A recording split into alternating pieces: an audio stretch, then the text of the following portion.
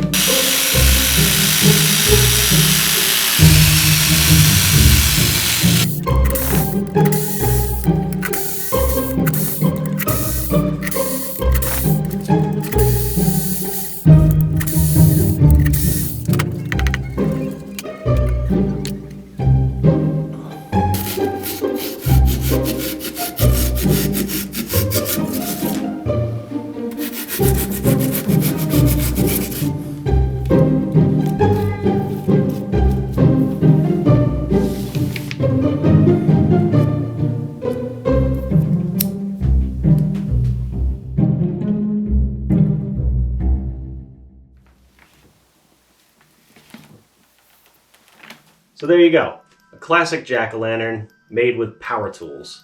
I hope you enjoyed this video.